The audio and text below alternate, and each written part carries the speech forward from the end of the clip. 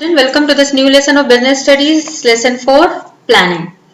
And student, before starting this topic, I would like to tell you one thing that believe me, this topic is going to be very interesting. Why? Because we all are part of this. Means we all at our level, we used to do planning, and without planning, we can't even take a single step, isn't it? Because means you when you do study, you study according to your timetable, means you must have planned before you study. Or suppose you want to go out for outing, or want to give party, then definitely you plan. Means without planning it's just impossible to take a single step.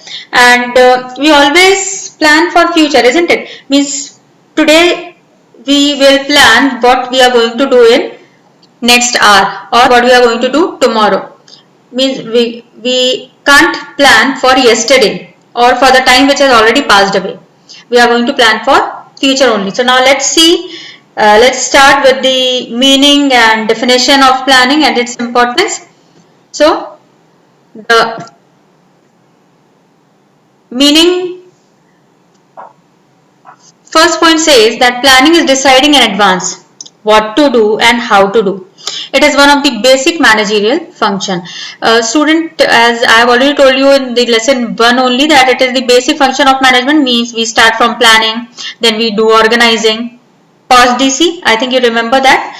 So that is why it is said that it is the basic function of management, planning. Start from planning only, and it is deciding in advance what to do, how to do, when to do, who is going to do it. Means these answer of these questions we get through planning only. Then another point says that planning bridges the gap between where we are and where we want to go. Means what? Like I will explain this point with the help of an example. Like suppose right now we are studying lesson 4, and that is planning, and this is the month May, isn't it? And the end of the lesson, that is lesson 12, consumer protection it is. And suppose I have target of completing this the course of business study till the end of October, say. Okay, so what am I doing? I am actually planning. And right now where we are on lesson 4, that is planning. And where we want to go to the end of the lesson, that is lesson 12, consumer protection. So what am I doing? I am bridging the gap, this gap of almost 8 lesson. I am bridging the gap from where we are and where we want to go. I think it is clear to you all. Now let's see the definition. Planning can be defined as setting objective for a given time period, formulating various courses of action to achieve them, and then selecting the best possible alternative from among the various courses of action. So again, with the same example of business studies, I am going to explain this definition also. Like setting objective, I have set my objective of completing this BST course till October end, and given time period, that is almost 6 months, I think it is, because after that, if suppose after a board examination, what will the use of completing this course, isn't it? So it should be completed before time, so that we can do some revision work also. So the given time period has to be there. Then now what am I going to do? We are formulating various courses of action to achieve them. Means we can study through videos, we can study by making notes, or by learning all the keywords. So these are various courses of action to achieve this objective of completing our business studies course. And then we are going to select the means out of these alternative, these 3-4 alternatives we are having. Then what am I going to do? I am going to select the best possible alternative from among the various courses of action available. Whatever the course of action we are having, we are going to choose the best alternative from that to achieve our goal. So now let's see what the importance of planning is. So here are 6 importance of planning, and they are: it provides direction, planning reduces the risk of uncertainty, it reduces overlapping and wasteful activities, then planning promotes innovative ideas, planning facilitates decision making, establishes standards for controlling. So now let's see the first point. The first point says planning provides direction by stating in advance how the work is to be done. Planning provides direction for action. If the plans are set, the department and individual can work in coordination. So student, it is Means it is clear that until unless the direction, until unless the target is not assigned, then what work the people in the organization or anywhere, what the person they are going to do, means if we have not decided the target of completing our course, so what are we going to achieve then, isn't it? So means if company's aim is clear and their employee they are aware of it, that is what work they have to do, means now the direction has been shown to them and they have to go accordingly. Because if there is no direction, then what will, means what the employees would be working then?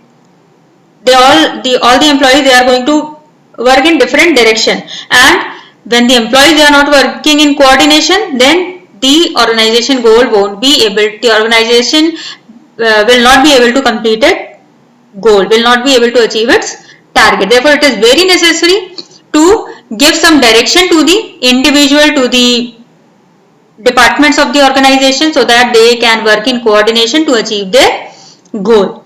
Then the second point says that planning reduces the risk of uncertainty. Planning is an activity which enables a manager to look ahead and anticipate changes. Changes or events cannot be eliminated, but by deciding the plans and course of action in advance, managers can anticipate it and adjust the plans according to the situation. Now see, when you are planning, as I told you, it is always for future, and future is very uncertain, isn't it? Means future is unpredictable, you can't predict the future. But when managers plan, they can't eliminate these uncertainties. Please see this point, that they can't eliminate the uncertainty. What is going to come in future, we can't avoid this, but definitely one can reduce it, reduce this uncertainty. By how they can reduce it? By taking experience from their past and by preparing for the risk, by taking necessary provision or by making necessary provisions. Like let me give you one example. Like suppose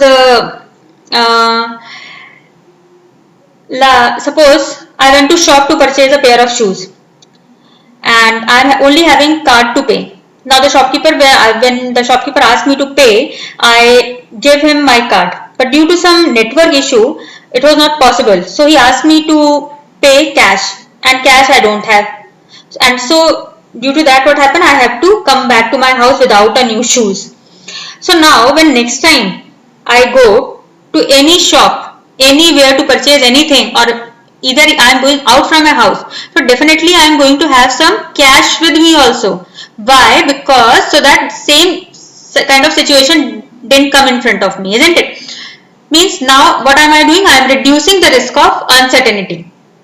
If suppose the same kind of situation will come, then definitely I am having cash to pay that. So I can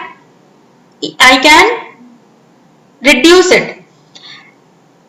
Why? With the help of my past experience, and from next time, so that such problem won't arise. Okay, so that is why it is said that planning reduces the risk of uncertainty. Then planning reduces overlapping and wasteful activities.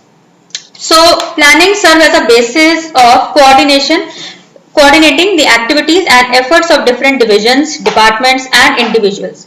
It reduces useless activities, avoids confusion and misunderstanding, and ensures clarity in thought and action.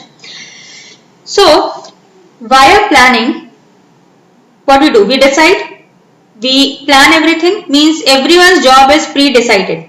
Then definitely no overlapping of work will be there. Means when target of each and every department is set, and when each and every person's individual work has been clearly defined, then it will never happen that two departments will work on the single project, or 2% they are doing the same kind of job. Definitely it won't be happen. Means there will be never duplication of work if an organization is well planned. Then planning promotes innovative ideas. So let's see, planning is the first function of management. Managers get the opportunity to develop new ideas, and new ideas can take the shape of concrete plans. It guides all future action leading to growth and prosperity of the business. So student, as you know that planning is more of thinking about what to do, how to do, who is going to do, when is to be done. So here the manager, most of the time they are thinking of different ideas. They are thinking of more innovative idea so that they can reach their goal effectively and efficiently, isn't it? So that is why it is said that it helps in decision making. That is why it is said that it promotes innovative ideas. Means so many ideas they are getting, and out of those ideas, whichever is more innovative, more fruitful, that idea they are going to implement, so that it will lead in the growth and prosperity of that business, of that particular department. And if the department is going to prosper, definitely the organization will prosper out of that. Then the next point says that planning facilitates decision making. Planning involves setting targets and predicting future conditions, thus helping in taking rational decisions from alternative courses of action. Now, planning, it helps manager to look into a future and make choice among various alternative course of action. Like suppose company, they have two options to invest. Like they have two options, say option A and project A and project B. Suppose a company has two projects and they have to invest in any one of the project. So what the company will do? First of the thing the company will do is that they are going to make thorough study, so that to find out that which project will be profitable for them. Means by investing in which product they will get maximum profit out. So therefore it is said that it facilitates, means it helps in decision making. Means the company, they have two alternatives, and planning will help them to decide that out of these two alternative courses of action, which one is the best for them. Okay. Planning establishes standards for controlling. Planning provides the standards against which the actual performance is measured. Therefore, planning is a prerequisite for controlling. So now student, let me tell you what controlling is actually, because till now we have seen what planning is since start of the lesson. But what controlling is actually, controlling is comparing of actual performance with that of planned performance. Means here they try to see whether the objective, whatever the objective is planned by the company, is the company able to achieve it? If yes, it is very good, and if no, then what is the difference and the reason why it was not able to achieve that target. Now see, suppose a company has planned for manufacturing 5 units per day, and actual it produce 4 units, or it is manufacturing 4 units per day, then there is deviation of 1 unit. Then the company will find out that what is the reason behind that, and will take corrective action so that to match the actual performance with the planned performance. Means to match this the actual performance, that is 4 units. So now the company will try to match with the planned one, that is 5 units. But student, if suppose no planning is done, then in the absence of planning, the manager will not be able to compare whether actual performance is satisfactory or not, isn't it? Means if suppose there is no, any line has not been drawn that you have to go till that, then what will happen? Means the base for comparison in controlling, it is a must, and it is only provided by planning function. Therefore it is said that planning is the basis for controlling.